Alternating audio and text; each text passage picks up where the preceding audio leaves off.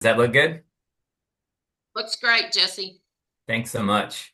All right, well, it's great to be here. Great to see everyone. Today, we're going to get into how better understanding the environmental impacts of plastic pollution and how that is and will help grow demand for cotton fiber. My name is Jesse Daystar. I'm the Chief Sustainability Officer at Cotton Incorporated. And of course, we're really focused on how we can improve cotton sustainability through time, as well as have good, transparent data describing that. But we also really focus on looking at the other side of the equation. What are the benefits of cotton over synthetics? And today we're really going to dive into a comprehensive presentation describing the environmental impacts and environmental flows of plastic from the man-made environment. Think of, us in our current rooms into the environment and what that might mean for us as humans and the world. So kind of trip down memory lane. I'm sure a few of you were alive in 1968. This was the first actual picture of Earth from space or from the moon. It's called Earth Rising. And, things were very different back then, as I'm sure you know. And the plastic pollution issue wasn't really a thing. We had just sort of figured out plastics back in the 1950s, and the production is about, right around this line here. And that's, maybe 20 to 30 million metric tons of plastic produced every year. While that's still a big number, it doesn't really even hardly compare to where we are today. And this is 2019 data, but well over 400 million tons of plastic produced every year. And a lot of that, of course, is synthetic apparel. So we are consistently creating more plastic, and a lot of that plastic is getting into the world, into our food, and ultimately some of it into our bodies. So one example of this that's picked up on recent news is actually, as you zoom in here to Chile, a pile of clothing that you can see from space. It got a lot of PR and news coverage a while ago, but you can literally see this from space, and it looks something like this in person. It's a mountain of clothing that exists in these, in this case, Chile in the desert, that we've essentially, in a more developed world, shipped our clothing to some place that doesn't have a really great capacity to handle this clothing, and they have to deal with our waste. And that's problematic for many reasons. Uh, this type of stuff really is getting the headlines, both in the more trade publications here on the left is Eco Textile News. That's really aimed at working with supply chains and designers and things like that. On the right-hand side, though, if you just look at Google and microplastic news, there's thousands and thousands and thousands of articles coming out every day within, the popular, news streams here. And if you look at it through time in terms of searches on Google, you can see there's certainly a trend going up through time because people are starting to learn about this. They're starting to be concerned. And this is starting to maybe impact them at a personal level with their health and their family's health. And that's a very different story and different motivator than, say, other sustainability topics and issues. Certainly within research, this has been a hotbed of funding and research in things like NIH or Nature, big publications. And I did a search just a few days ago where I typed in microplastic into Google Scholar and just looked at reports in the last year or two, and it's over 17,000 different studies published in peer-reviewed journals around this topic. So there's a lot of interest, and we're just now beginning to understand what's going on here and what are the true impacts. And we have a lot to come in terms of research to see how this matters to us as humans and the environment. So kind of getting going here, let's talk about some basic definitions so we can have the vocabulary we need to progress the rest of the presentation. So macroplastics, think of a flip-flop on a beach here or a polyester t-shirt that winds up on the ground. That's a big piece of plastic larger than 5 millimeters. Small pieces of plastic are microplastics. So macro is big, micro is small, pretty logical there. Also, there's something I didn't put on the slide, but microfiber is typically a microplastic that is elongated and is shaped like a fiber. It's kind of longer than it is wide. So that's another term as well. So we're going to be talking about both of those throughout this presentation.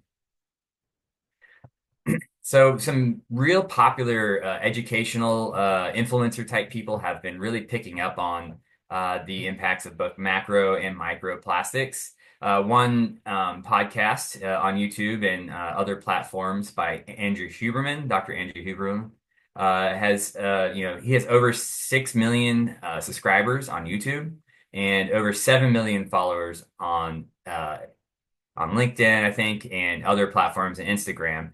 So many different, huge audience. And he did a podcast on this for over an hour and a half. And it's had, when I took the screenshot there, 168,000 views of this hour and a half podcast. And now it's well into the 170s.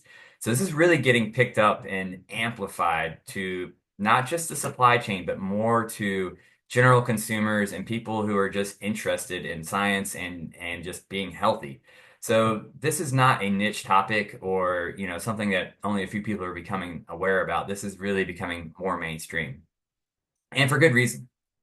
uh, Dr. Angie Huberman discussed some of the, the scary things surrounding what happens when we ingest micro or macro plastics. It can disrupt our hormones. It can mess with our reproductive systems, can mess with our guts, our cardiovascular systems, and even maybe create liver damage. It's not just the plastic sometimes. It's actually the chemicals on that plastic, both from the production of the plastic or maybe that's been absorbed on it while it floats around in the environment. So, we're finding plastic in our hearts, in our cardiovascular systems rather, and it's starting to be really alarming. And the science is starting to show maybe there's something to this. Maybe that plastics in our body really isn't a good thing. And here's a list of citations that I had to put in here to back up those claims. But if you want some light reading, I encourage you to check some of these out. This is from Dr. Andrew Huberman's show notes, and that podcast is listed there as well. So consumers are getting more aware of this, and at Cotton Incorporated, we definitely like to have an understanding of where consumers are in terms of what's motivating them. And we did a survey where we discussed or asked them about microplastics and microfibers, and 40% are aware of microplastic pollution, and many of them are bothered by that and say that it might impact their purchasing. So we see that it's a pretty significant slice of the population that is aware and that they don't really like it and it will impact their purchasing decision. And if you look at the trends through time, that is definitely going up because of these podcasts and these news articles, and people are starting to pick up on this information and realizing it's impacting them, whether they like it or not. So what do we do about it? Well, the old saying, you can't manage anything you don't measure. Well, we have to come up with a clear science and metric to be able to talk about this objectively and to put data behind it and to come at this with science.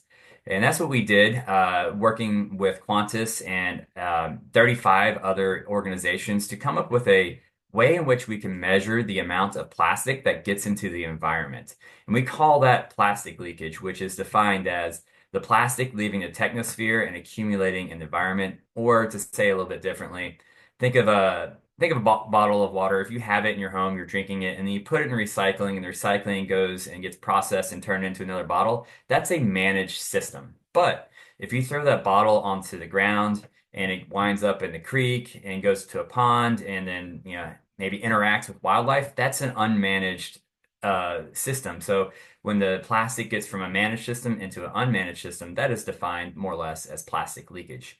And it's really important that we develop these metrics and develop them with reputable institutions and other industry leaders and through a multi-stakeholder process to build a consensus to say, hey, this is how we measure this type of impact, in this case, plastic pollution. And from that report, here's it just kind of display of where the plastic leakage comes from. So of all the different plastic, about 3% is leaked into the environment. A lot of it comes from tires, washing our textiles, particularly synthetic ones. A lot of little pieces fall off our garments and make their way down through the water systems and into the environment. And cotton biodegrades, as I'll show you later, whereas polyester does not readily biodegrade. Also, those little plastic beads, those have been outlawed here and in many places. That was a big one. So that's probably going to come down a little bit through time. but it makes its way into the environment and has some known and many unknown consequences. So you can kind of think of the plastic, you can break this down in several ways. Single-use plastics, clearly, that has, one use, and then it can be pretty readily mismanaged. And you can also think about more durable plastics, say a polyester t-shirt or fishing line. It has more lives, but they actually, flake off, at least in the polyester t-shirt, many pieces of plastic every time you wash it. And then macroplastics can get into the environment as big pieces, but typically macroplastics will eventually break down into microplastics. So once you've thrown that bottle into the creek, that will eventually become lots and lots of little pieces because it doesn't necessarily biodegrade like cotton would. It just gets smaller and smaller as it disintegrates into small pieces. Primary microplastics you can think of like the microbeads or the little fibers coming off a polyester t-shirt. Those are essentially little pieces of plastic as they go from a managed environment into an unmanaged environment. So we took that science and that metric and said, hey, we should really have a better understanding of what is the footprint, the plastic footprint of the apparel industry snapshot today to see where we are and see what that means. Is it a big number? Is it a small number? How is that number changing through time? So we published a paper in Nature Communications titled "The Global Apparel Industry is a Significant Yet Overlooked Source of Plastic Pollution," where we looked at, we quantified using that metric the entire amount of plastic getting into the environment in an unmanaged way or plastic leakage from the apparel industry. And we're going to go through some of those results right now. So I'm going to say that cotton t-shirt leaks into the environment a little bit later. I guess I'm saying it now, and that's because if you look at this slide, plastic is used in production and use of cotton garments. So for example, plastic for cotton, we have bale wraps, or even sometimes in China, one of the major contributors were actually the plastic mulching, but also the packaging when you buy your cotton garment, that is plastic that's associated with your value chain.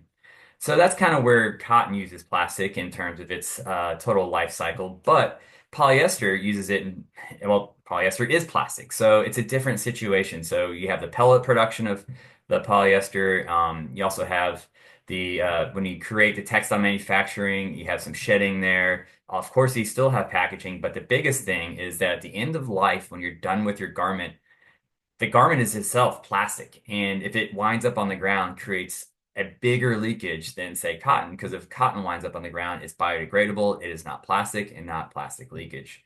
So we looked at the entire value chain across the globe and broke everything down into into many different major markets in EU into high and low income, and looked at both the leakage in the country that the garment was bought, but also where it went after that. For example, did it go to Chile? And maybe they don't have proper waste infrastructure to deal with that. So it was a pretty complex study. It took many years to get done, but as you'll see later, it's pretty impactful.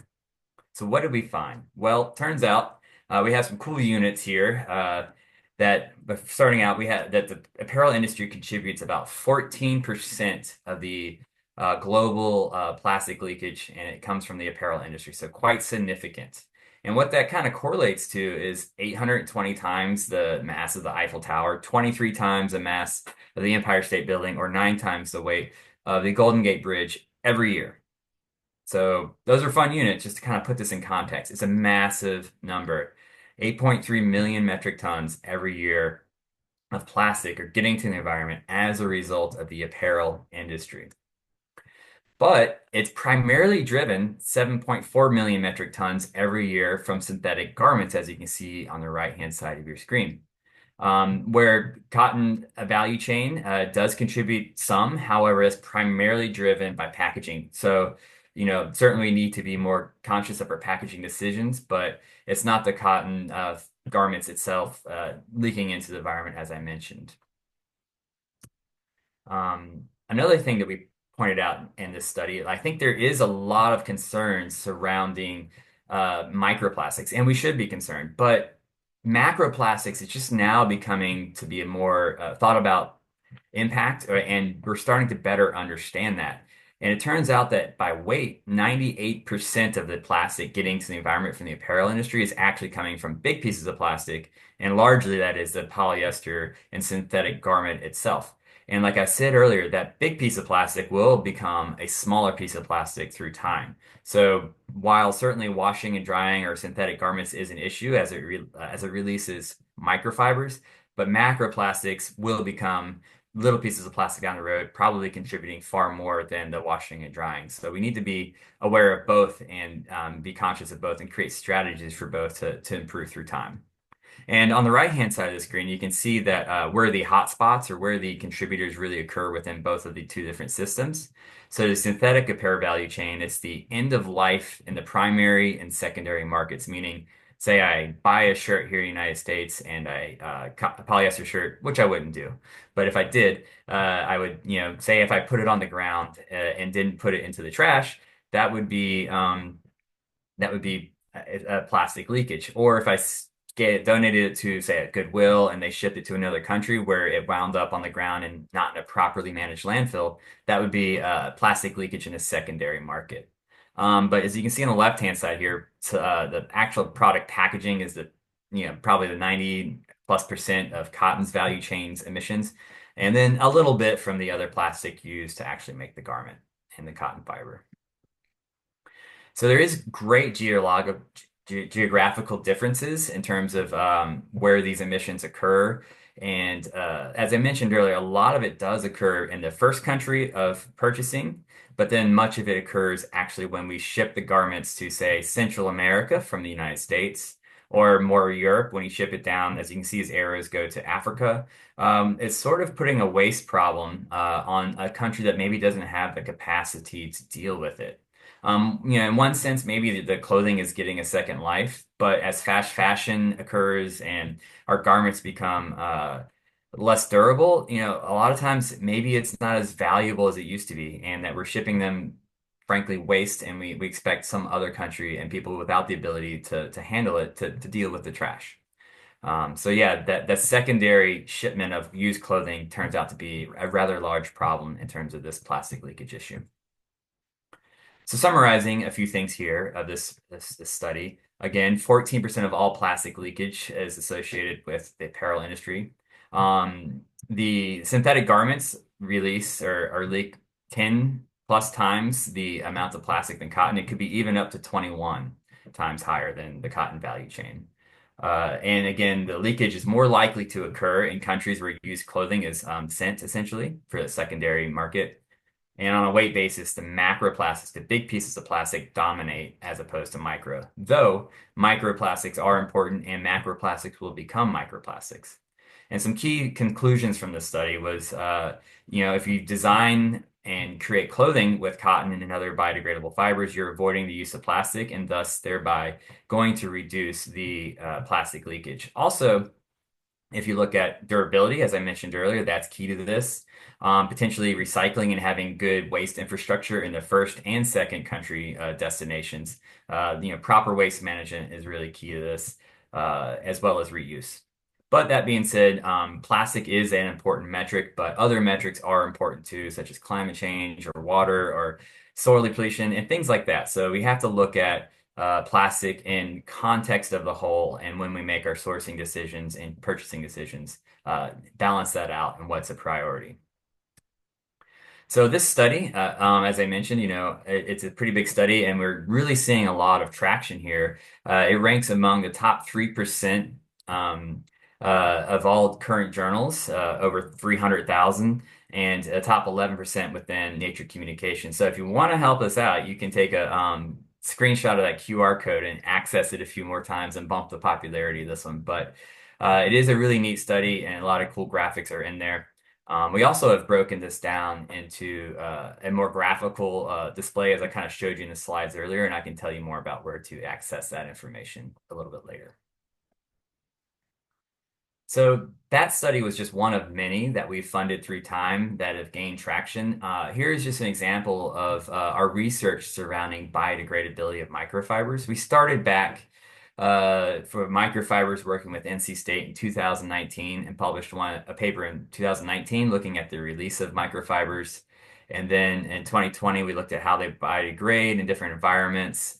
In 2021, we did the effects of dyes and finishes.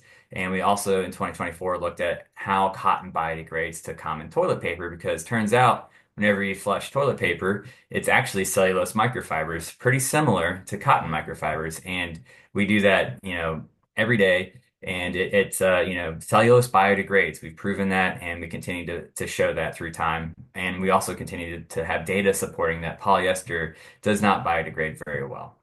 And we see, through time, the citations or other scientific journals citing our work. So it's very influential and is used by many other scientists influencing policy and popular media and news alike. So we have over 500 citations from these different studies when you add them all up. Just kind of as an example from one of those studies, we have on the right-hand side here the different colored lines are either cotton, polyester, rayon, or a 50-50 blend or a control of microcrystalline cellulose. And we showed that the pink purplish line, that's the polyester. So through time, it doesn't biodegrade in either the lake water, seawater, or the more wastewater environments where cotton does really degrade through time, and we see that it goes away. And you get to think about too that say you're in a city, you're probably going to wash your clothes. The water is going to go to wastewater treatment, and then from there it might go after it's been treated and cleaned up and biodegraded, and there's a lot of activities there to remove contaminants in the water. But if some should get through, it goes to sequentially to say a freshwater body, and then ultimately to maybe a seawater environment. So it has opportunity to degrade in all these different environments, some more managed than others. We also looked at how cotton biodegrades in soil. Soil undies is another good challenge that we've seen visually, and I think that's always strikes a good chord with people. But we also have shown that in labs where we looked at since 2010, how cotton biodegrades in different soil, and now we're even looking at in landfills and even in composting. We see composting as a means to maybe return it back to the earth in a more circular fashion and capture carbon. So we see, we've done a lot of work here and it's being used and has, really enabled us to save things that we wouldn't otherwise be able to say because at Cotton Incorporated, if we make claims surrounding cotton, we have to make sure that they are based in good science, and the USDA, checks our citations and makes sure that we are saying statements that are backed by facts and peer-reviewed journal publications, for example. One more thing that we're publishing here soon and working on is, well, we know that the plastic is getting into the environment, both micro and macro plastics. Well, what does it mean to fish? What does it mean to me as a person and a human? The scientific community is still getting to that. We're seeing correlations and how plastics might lead to health problems, as I mentioned earlier. But being able to model that to say, okay, for every, gram of plastic it gets into the environment, it has an X amount of impact. That science in terms of, translating a flow or emission to an impact is still developing.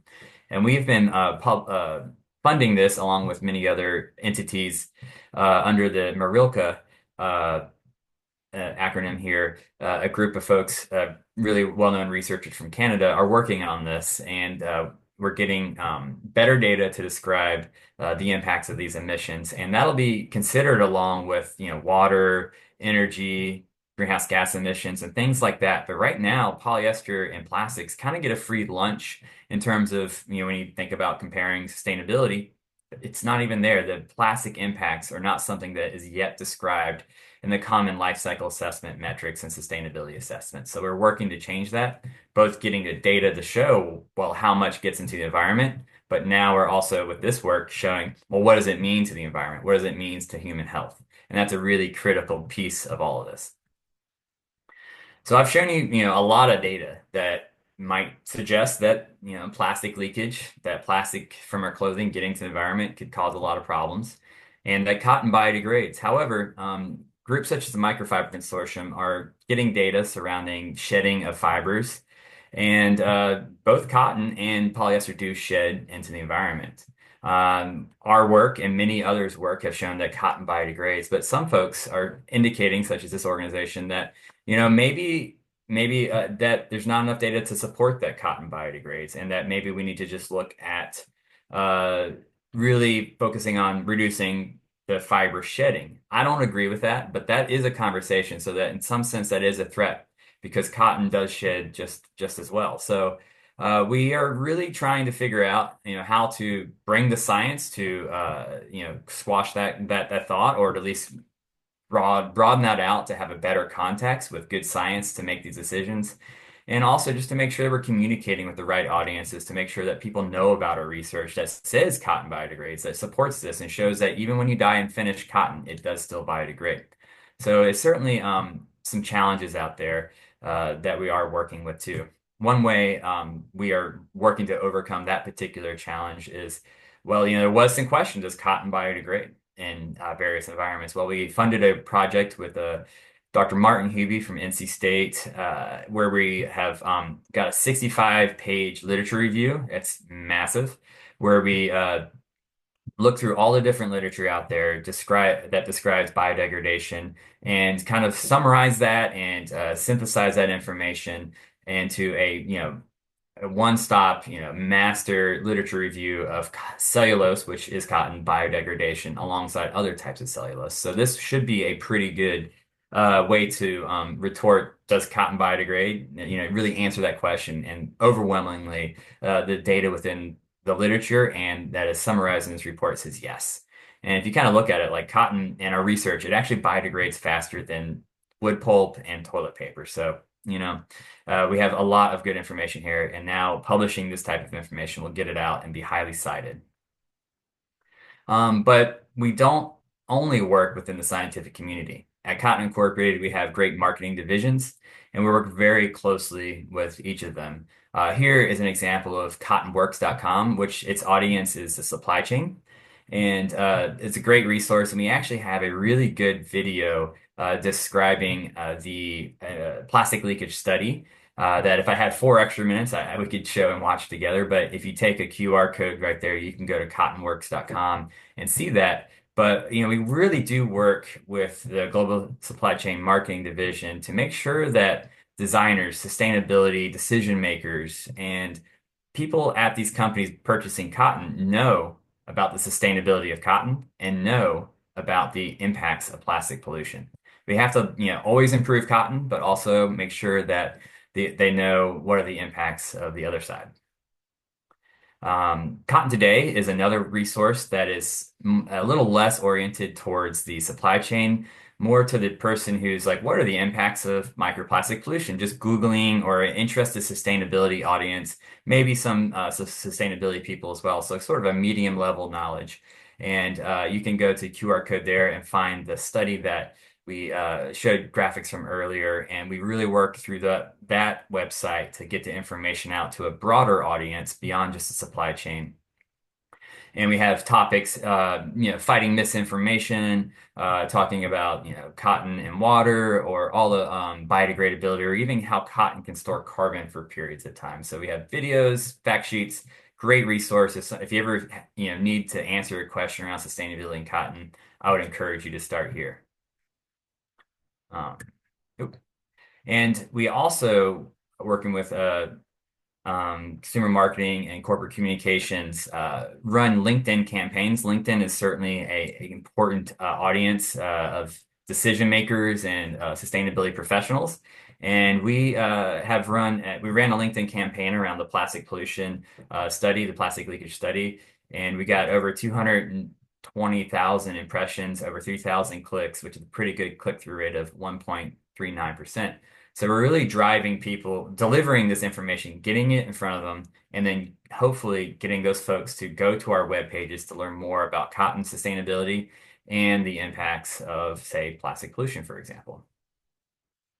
So kind of wrapping it up, the research is not done.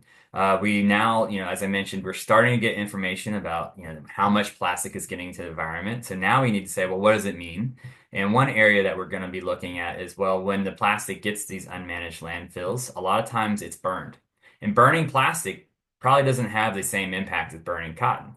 But the data doesn't really exist to support that. So we're going to work in that space to get better understanding of the end of life of plastic pollution and make sure that those impacts are considered, particularly, hopefully, in the design phase to say, we know that maybe 10% of plastic is going to get into the environment. Maybe I should consider my choices of what material I should use. Or when that plastic is burned, that has these impacts. I need to consider that. So really closing the loop on the impacts of textiles and making sure that when folks are considering sustainability decisions of polyester and cotton, that you do that with the proper information based in good science and a complete picture. Um, we're going to continue to work on the metrics for life cycle assessment. Also, hopefully, going to into more dyes and finishes and see what the effects are on biodegradation to kind of provide further context to the question of does cotton biodegrade after it comes off of a textile. And also, we want to look at chemical absorption onto synthetic and maybe even natural fibers and compare those because when these little fibers float around in the world, there's a lot of chemicals out there and they can either act like magnets or in the case of cotton, it doesn't. So polyester would attract many compounds that exist in the water that don't like to be in the water. They'd rather be hanging out on the surface of the polyester fiber. So a lot of science and research here, but this is all getting put to a good purpose to, again, help drive demand for cotton and improve sustainability. So that kind of wraps it up. It's been a great time working on all this. Has been, we've published 8 different publications this year, much of them surrounding the science of plastic pollution. It's an exciting area. I love doing it.